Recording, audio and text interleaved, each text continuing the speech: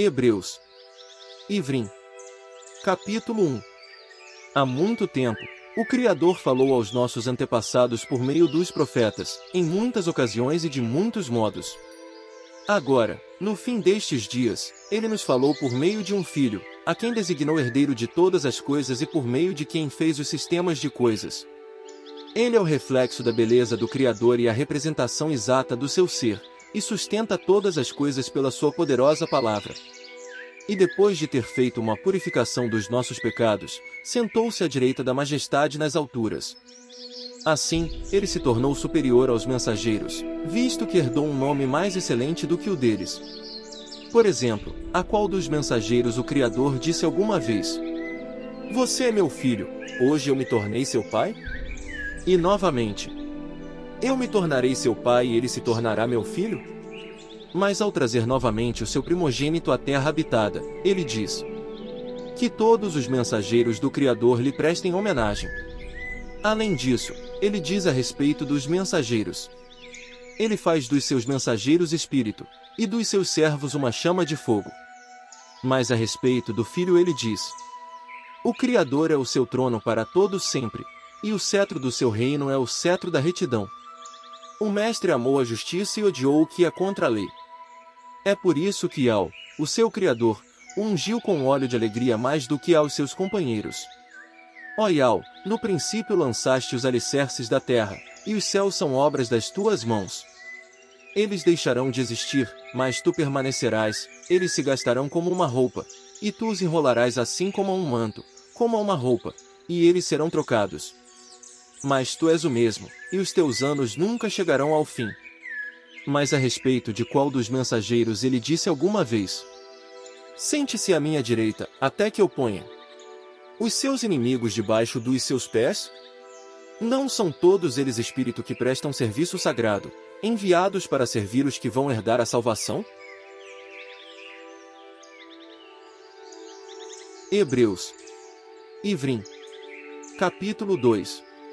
É por isso que é necessário prestarmos mais atenção do que de costume às coisas que ouvimos, para que nunca percamos o rumo. Pois, se a palavra falada por meio de mensageiro se mostrou certa, e toda transgressão e desobediência recebeu a justa punição, como escaparemos se negligenciarmos uma salvação tão grandiosa? Pois ela começou a ser anunciada por meio do nosso Machia e nos foi confirmada por aqueles que o ouviram, ao passo que o Criador se juntou a eles em dar testemunho por meio de sinais, milagres, várias obras poderosas e dons do Espírito Eterno distribuídos segundo a vontade dele. Pois não foi a mensageiros que ele sujeitou a futura terra habitada, da qual estamos falando. Mas em certa passagem uma testemunha disse: "O que é o homem, para que te lembres dele, ou o filho do homem, para que cuides dele?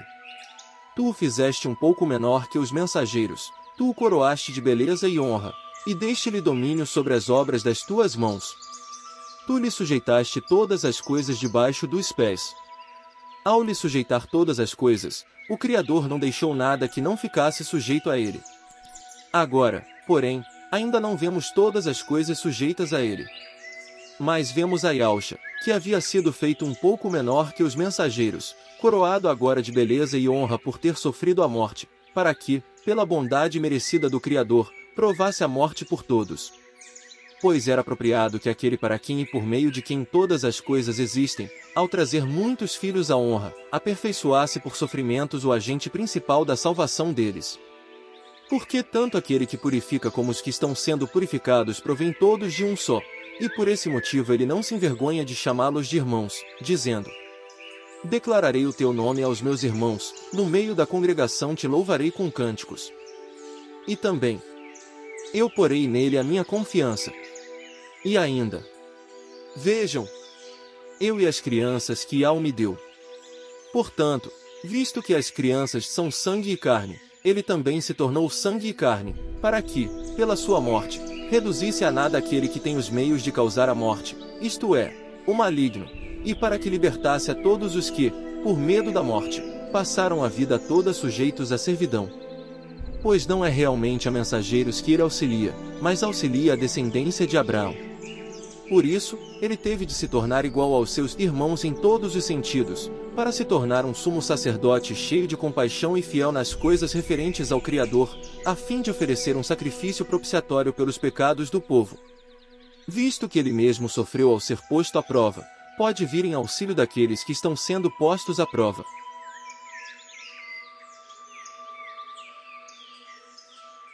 Hebreus. Ivrim. Capítulo 3. Portanto, sagrados irmãos, participantes da chamada celestial, considerem aquele que reconhecemos como apóstolo e sumo sacerdote, Yahushua. Ele foi fiel àquele que o designou, assim como Masha, conhecido por Moisés, também o foi em toda a casa daquele. Pois ele é considerado digno de maior honra do que Masha, visto que quem constrói uma casa tem mais honra do que a própria casa. Naturalmente, toda casa é construída por alguém, mas quem construiu todas as coisas foi o Criador. Masha foi fiel como assistente em toda a casa daquele, o que serviu de testemunho das coisas de que se falaria depois, mas o Machia foi fiel como filho sobre a casa do Criador. Nós somos a casa dele, desde que de fato nos apeguemos firmemente, até o fim, a nossa confiança e a esperança de que nos orgulhamos. Portanto, como diz o Espírito Eterno, hoje, se vocês escutarem a voz dele, não endureçam o coração como na ocasião em que se provocou ira amarga, como no dia da provação no deserto, onde seus antepassados me puseram à prova e me desafiaram, embora tivessem visto as minhas obras por 40 anos. É por isso que me aborreci com essa geração e disse: eles sempre se perdem no seu coração, e eles não chegaram a conhecer os meus caminhos. Então jurei na minha ira: não entrarão no meu descanso. Cuidado, irmãos, para que nunca se desenvolva em nenhum de vocês um coração mau e sem fé, por se afastarem do Criador vivente, mas continuem a encorajar uns aos outros cada dia, enquanto durar o tempo chamado de hoje, para que nenhum de vocês fique endurecido pelo poder enganoso do pecado.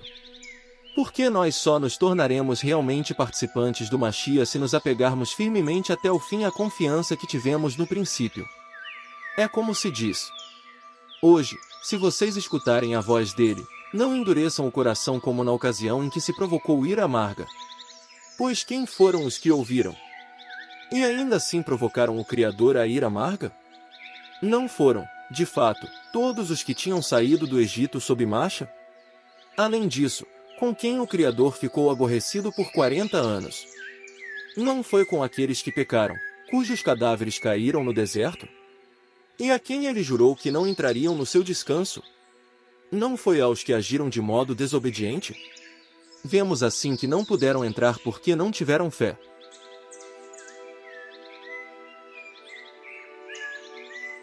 Hebreus. Ivrim. Capítulo 4. Portanto, visto que ainda resta uma promessa de entrar no descanso dele, tenhamos cuidado para que nenhum de vocês seja considerado indigno dela. Pois as boas novas foram declaradas também a nós, assim como a eles, mas a palavra que eles ouviram não os beneficiou, porque não foram unidos pela fé com aqueles que realmente escutaram.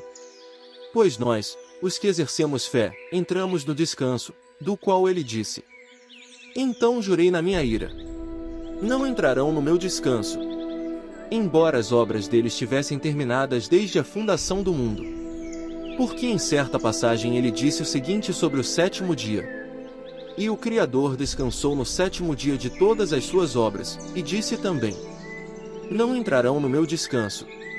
Portanto, visto que resta que alguns entrem nele, e aqueles a quem as boas novas foram declaradas primeiro não entraram por causa da desobediência, ele determina novamente um dia, por assim dizer, hoje, muito tempo depois no Salmo de Davi, como foi dito acima. Hoje, se vocês escutarem a voz dele, não endureçam o coração. Pois, se Yahushua, conhecido por Josué, os tivesse conduzido a um lugar de descanso, o Criador não teria depois falado de outro dia. De modo que resta um descanso do Shaba para o povo do Criador. Porque o homem que entrou no descanso do Criador também descansou das suas próprias obras, assim como o Criador descansou das obras dele. Assim, façamos o máximo para entrar nesse descanso, a fim de que ninguém caia no mesmo padrão de desobediência. Porque a palavra do Criador é viva e exerce poder, e é mais afiada do que qualquer espada de 2 gumes, e penetra a ponto de fazer divisão entre a alma e o espírito, e entre as juntas e a medula, e é capaz de discernir os pensamentos e as intenções do coração. E não há criação que esteja escondida da vista dele, mas todas as coisas estão nuas e abertamente expostas aos olhos daquele a quem temos de prestar contas. Portanto, visto que temos um grande sumo sacerdote que entrou nos céus, Yahushua, o Filho do Criador, apeguemo-nos à nossa declaração pública sobre ele. Pois não temos um sumo sacerdote incapaz de compreender as nossas fraquezas, mas temos um que foi provado em todos os sentidos como nós, porém sem pecado. Então, com confiança, aproximemo-nos do trono de bondade merecida, a fim de receber compaixão e achar bondade merecida para nos ajudar no tempo certo.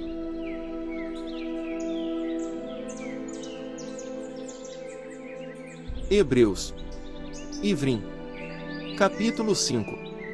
Pois todo sumo sacerdote escolhido dentre os homens é designado em benefício deles para cuidar das coisas referentes ao Criador, a fim de oferecer dádivas e sacrifícios pelos pecados. Ele é capaz de lidar de modo compassivo com os que não têm conhecimento e erram, visto que ele também tem de enfrentar suas próprias fraquezas, e por causa disso deve fazer ofertas pelos seus próprios pecados assim como faz pelos do povo.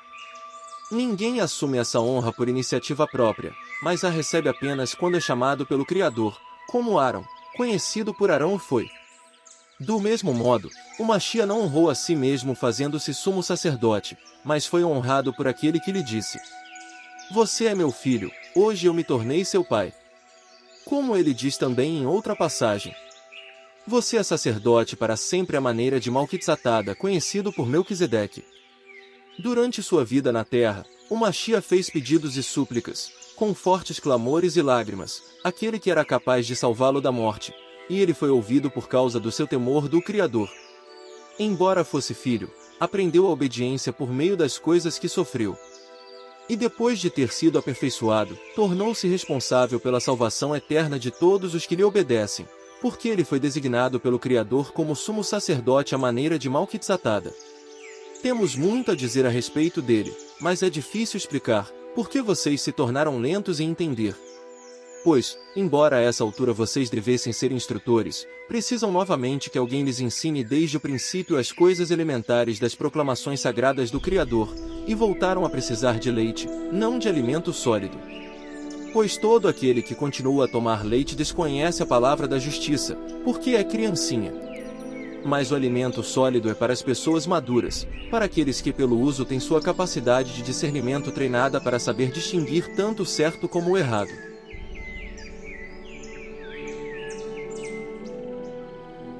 Hebreus. Ivrim. Capítulo 6. Portanto, agora que deixamos para trás a doutrina básica a respeito do Machia, prossigamos para a perfeição, não lançando novamente um fundamento de arrependimento das obras mortas do passado, e a fé no Criador, o ensinamento sobre imersão e a imposição das mãos, a ressurreição dos mortos e o julgamento eterno. E isso faremos, se o Criador permitir. Pois, no que se refere àqueles que já foram esclarecidos, provaram a dádiva celestial, tornaram-se participantes do Espírito Eterno e provaram a boa palavra do Criador e os poderes do futuro sistema de coisas, mas se desviaram.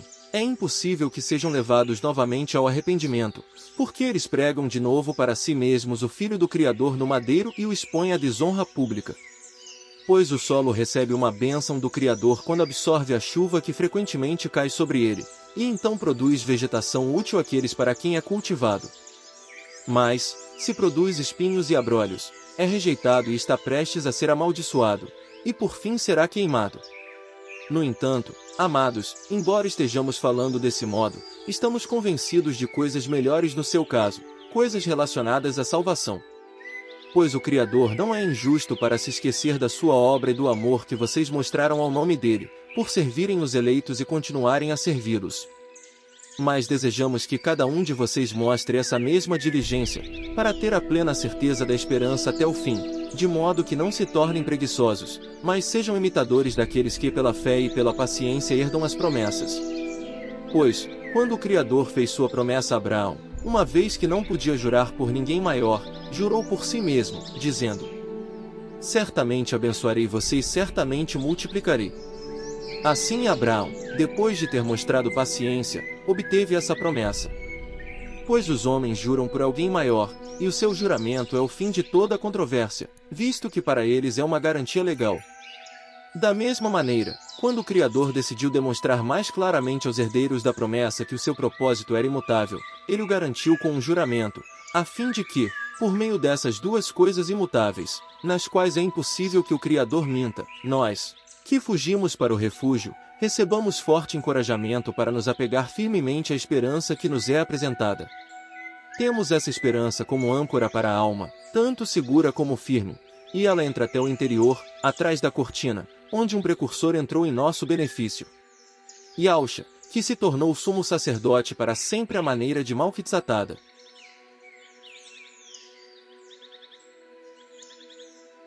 Hebreus. Ivrim. Capítulo 7. Pois esse Malquitzatada, rei de Salém e sacerdote do Criador Altíssimo, foi ao encontro de Abraão quando este voltava da matança dos reis, e o abençoou, e Abraão lhe deu 1/10 de tudo. Em primeiro lugar seu nome, traduzido, significa Rei da Justiça, e além disso ele é Rei de Salém, isto é, Rei da Harmonia. Sem pai, sem mãe, sem genealogia, sem princípio de dias nem fim de vida, mas feito semelhante ao Filho do Criador, ele permanece sacerdote para sempre. Vejam a grandeza desse homem, a quem Abraão, o patriarca, deu o 10º dos melhores despojos. É verdade que, segundo a lei, aqueles entre os filhos de Levi que recebem o sacerdócio têm o mandamento de cobrar dízimos do povo, isto é, dos seus irmãos, embora estes sejam descendentes de Abraão. Esse homem, porém, que não era da genealogia deles, recebeu dízimos de Abraão e abençoou aquele a quem as promessas foram feitas. Não se pode negar que o menor é abençoado pelo maior. E no primeiro caso, os que recebem dízimos são homens que morrem, mas, no outro caso, é alguém sobre quem se dá testemunho de que vive. E pode-se dizer que, por meio de Abraão, até mesmo Levi, que recebe dízimos, pagou dízimos, porque ele ainda era um futuro descendente do seu antepassado quando Malquitzatada foi ao encontro deste. Se então, fosse possível alcançar a perfeição por meio do sacerdócio levítico, pois este era um aspecto da lei dada ao povo, que necessidade haveria ainda de surgir outro sacerdote, do qual se diz a maneira de Malquitzatada, e não a maneira de Arão? Pois, mudando-se o sacerdócio, torna-se necessário mudar também a lei.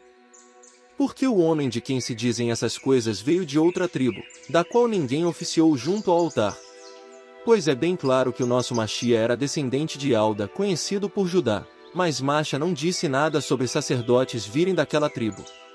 E tudo isso fica ainda mais claro quando surge outro sacerdote, semelhante a Malquitzatada, que se tornou sacerdote não por uma exigência legal que depende da linhagem, mas pelo poder de uma vida indestrutível. Pois sobre ele se testifica: você é sacerdote para sempre à maneira de Malquitzatada. Assim, o mandamento anterior é anulado porque é fraco e ineficaz. Pois a lei não tornou nada perfeito, mas a introdução de uma esperança melhor fez isso, e por meio desta nos aproximamos do Criador. Também, visto que isso não foi feito sem juramento solene, pois é verdade que há homens que se tornaram sacerdotes sem juramento solene, mas este se tornou sacerdote por meio de um juramento solene a seu respeito, feito por aquele que disse: e ao jurou, e não voltará atrás. Você é sacerdote para sempre. Yahusha se tornou, portanto, a garantia de um pacto melhor. Além disso, era necessário haver muitos sacerdotes em sucessão, porque a morte os impedia de continuar como tais, mas, visto que ele continua vivo para sempre, seu sacerdócio não tem sucessores. Assim, ele é capaz também de salvar completamente os que se aproximam do Criador por meio dele, porque está sempre vivo para interceder por eles. Pois é apropriado que nós tenhamos um sumo sacerdote assim: leal, inocente, sem mancha, separado dos pecadores e elevado acima dos céus. Ao contrário daqueles sumos sacerdotes, ele não precisa oferecer sacrifícios diariamente, primeiro pelos seus próprios pecados e depois pelos do povo, porque ele fez isso de uma vez para sempre quando ofereceu a si mesmo. Pois a lei designa como sumos sacerdotes a homens que têm fraquezas, mas a palavra do juramento solene feito depois da lei designa um filho, que foi aperfeiçoado para sempre.